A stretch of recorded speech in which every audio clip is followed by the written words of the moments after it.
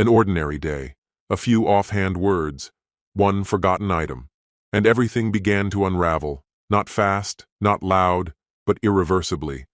She thought she was in control. He let her believe it, while quietly piecing together fragments of the truth, while staying silent, while waiting. When it all surfaced, there were no screams, no drama, just facts, just her, and the reflection of what she had destroyed. But the real turning point wasn't when she left. It was when he no longer wanted her back. Hello, my friend. I'm so glad you stopped by my channel. If you're here for the first time, don't forget to subscribe and share this video with your friends or family. It really helps my channel a lot. Please tell me in which city or country you watch this video. I value every one of your comments. So let's get started. It started quietly, mid-Saturday afternoon. Avery had gone out to look at paint samples for the guest room, a project she'd talked about endlessly but never actually acted on until now. With the house to myself, I figured it was a good time to catch up on some cleaning. Normally, I don't mess with the living room setup, but the rug hadn't been vacuumed in far too long. I pushed the couch forward a few inches, just enough to reach underneath, and that's when I saw it. A slim silver ring tucked near the wall, partly buried in dust. It had a small blue stone in the center, minimal, delicate, completely unfamiliar. Definitely not something Avery would wear. She was strictly gold, and her jewelry leaned bold and flashy, not subtle or understated. I turned it over in my hand and noticed a faint inscription inside the band. BL. That detail stuck with me. Those initials didn't belong to either of us. Not mine, not hers. I placed the ring on the kitchen counter and decided to hold off on saying anything. I wanted to see what she'd do. When Avery came back later, she was chatty and upbeat, going on about paint tones, fanning color swatches in one hand and holding an iced coffee in the other. Hey, I said casually, motioning toward the ring. Did this fall out of something of yours? She looked over and paused just a little too long. Huh, strange, she said as she breezed past it. That's probably Camille's. She dropped by last month. That looks like something she'd wear. Her explanation came too easily. I waited to see if she'd pick it up or even take a second glance. She didn't. But I remembered clearly, Camille hadn't been over since March. March, right? I asked. Avery scrunched her face like she was trying to remember. Was it March? Feels like it was more recent. Even she didn't sound sure of herself. Then, without missing a beat, she switched topics, asked if I'd remembered to water the porch plants. And just like that, the subject of the ring vanished. But I couldn't stop thinking about it. I left it on the counter for a few days. She never touched it, never brought it up again. It felt like we'd both silently decided to pretend it wasn't there, but something in the air had changed. That week, I began noticing little things I'd either ignored or hadn't seen at all. She started locking the bathroom door when she showered. Not every time, but more often than before. Her phone, once left out charging in the kitchen or sitting on the coffee table, now never left her side, always face down, always silent. If I asked when she'd be back from work, her answers got vague. Probably later than usual. Depends how long the meeting runs. No need to wait up. That wasn't how our conversations used to sound. Then there was the receipt. One evening I leaned into her car to grab something and spotted a slip of paper wedged between the seat and the console. A parking ticket, dated 2 days earlier, issued in Northwood. We live in Brookline. Her office is in the opposite direction. Northwood's a half-hour north, and we don't have any connections there. No friends, no business contacts, nothing that would justify her being there. So when she pulled into the garage later, I kept my tone easy and asked, "You were in Northwood earlier this week?" She hesitated. "Northwood?" I held up the slip of paper. "Oh, right, yeah," she said. "Had to meet a vendor last minute. We met at a cafe out there." "I thought most of your vendors were local," I said.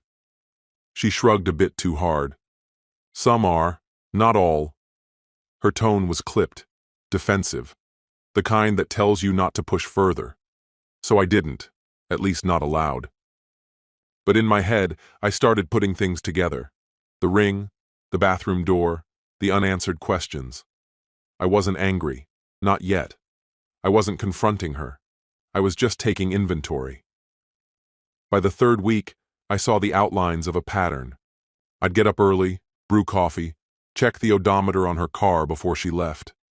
Quietly, without making it a thing. Her round trip to work was about 10 miles, but some days the numbers didn't match.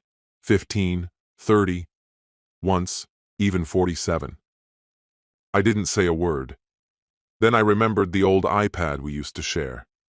She hadn't used it in ages, but it was still linked to her accounts. Her email was spotless, nothing unusual. But her calendar hadn't been wiped. She worked in marketing. I'd heard countless stories about campaigns and print deadlines.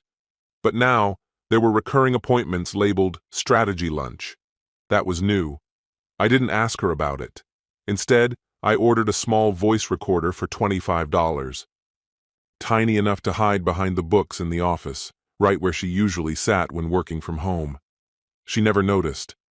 The first time she worked remotely after I planted it, I checked the device that night. Just the usual background noise, typing, her chair creaking, a few chips crunching now and then. 3 days later, she worked from home again. When I returned home from work, I sat down to listen to the latest recording. This time she'd answered a call, on speaker. The man's voice came through clear, smooth, confident. "Hey, I miss your face," he said. She laughed. "You just saw it." I paused the recording. My hands stayed still. I didn't bother rewinding. I just stared at the blinking indicator on the recorder, as if it might somehow clarify what I'd just heard. The call ran for 9 minutes. They chatted about a rooftop bar, a guy named Blake, and how he shouldn't call tonight, because he was catching on. He being me. I sat in my own office, hearing a stranger say my wife's name with the kind of casual ease that suggested ownership, like it was his to speak. I saved the recording, gave the file a label, and said nothing to anyone. A couple hours later, Avery walked through the door with a bag of Thai takeout. "Picked up your favorite," she said, setting it on the counter like it was any other evening. "Not hungry," I told her. She didn't ask why. That night it became clear. I couldn't rely on just a voice. I needed something undeniable. The old laptop in the hall closet hadn't been touched in over a year. It was Avery's, from when she freelanced before joining her current firm. While she was out picking up wine for the weekend, I plugged it in. The boot up was slow, but she hadn't changed the password. The desktop was a mess, icons and folders scattered like debris. I didn't even know what I was looking for until I opened the browser. Facebook was still signed in. So was Messenger.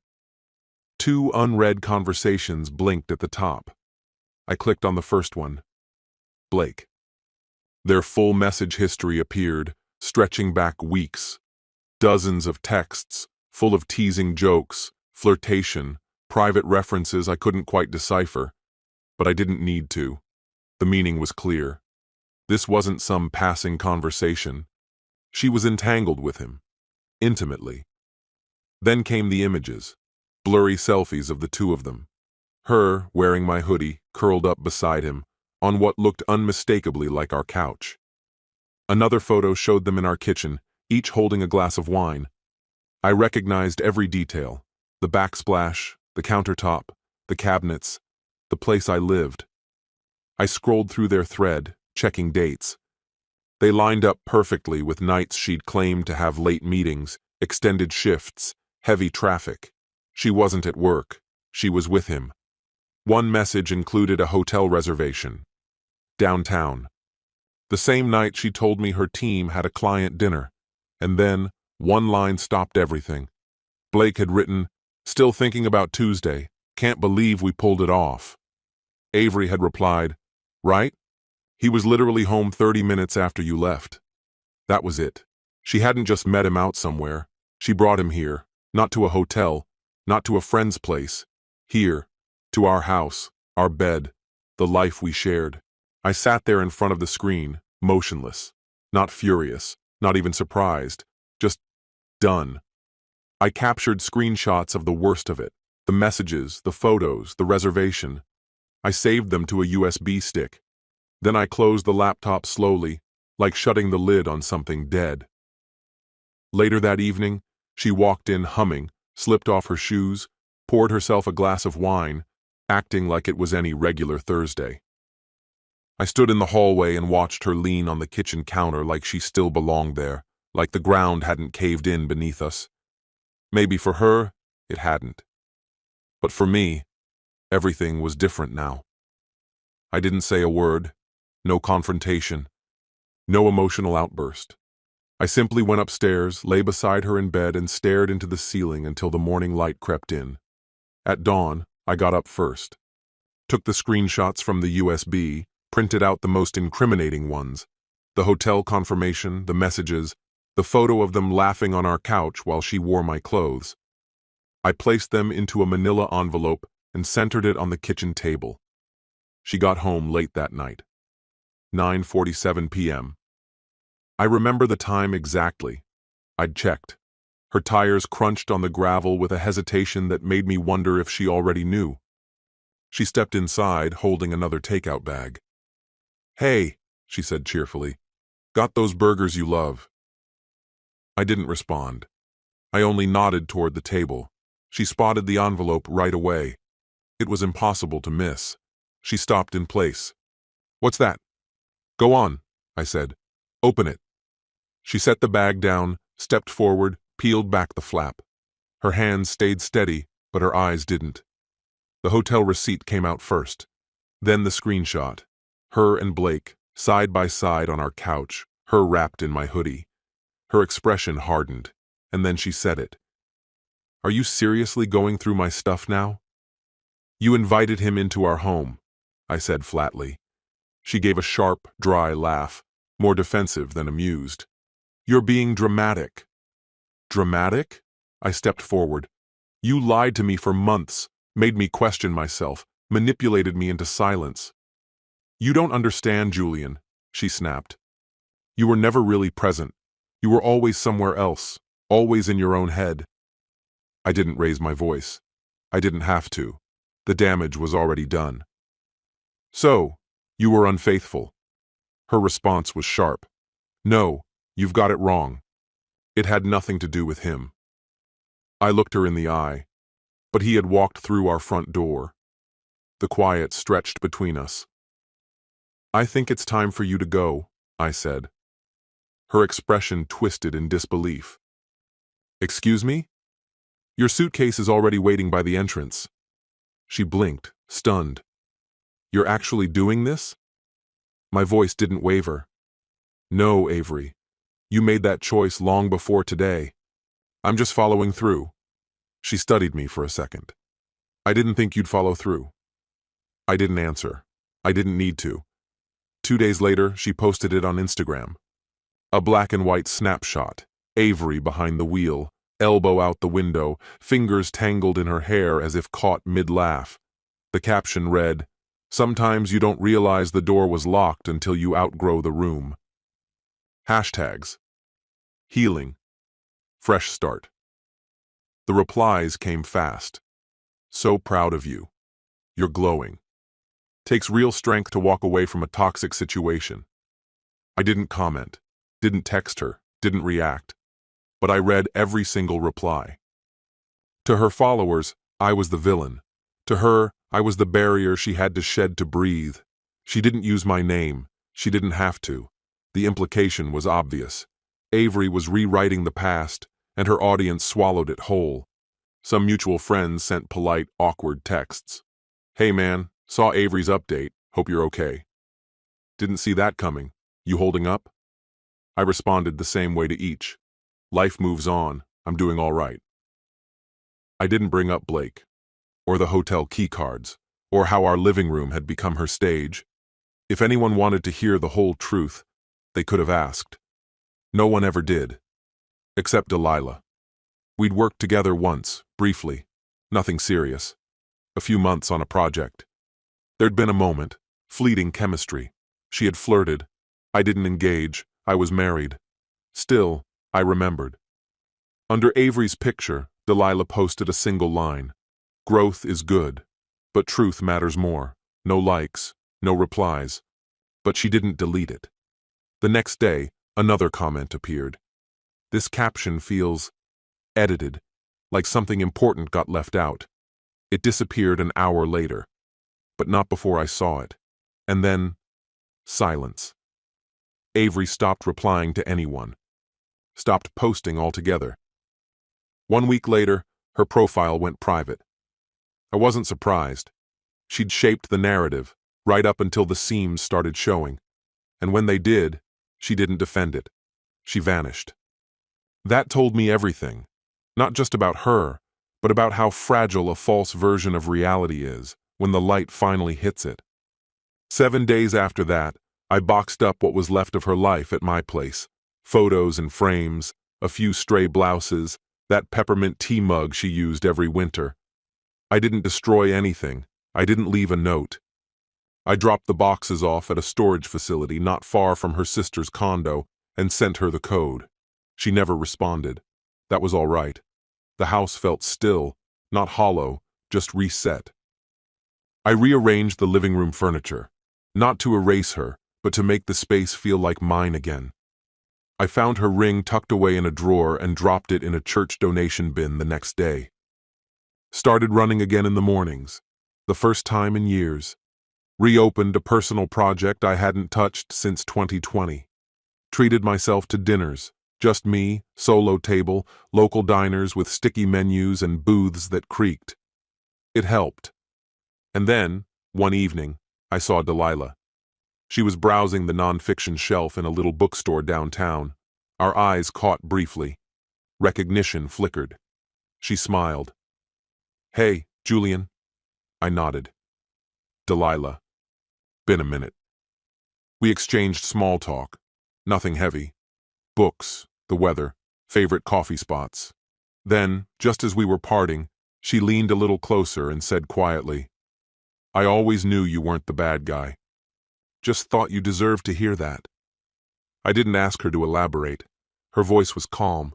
She'd seen the post, heard the whispers, connected the dots. "Thanks," I said. "That means more than you know."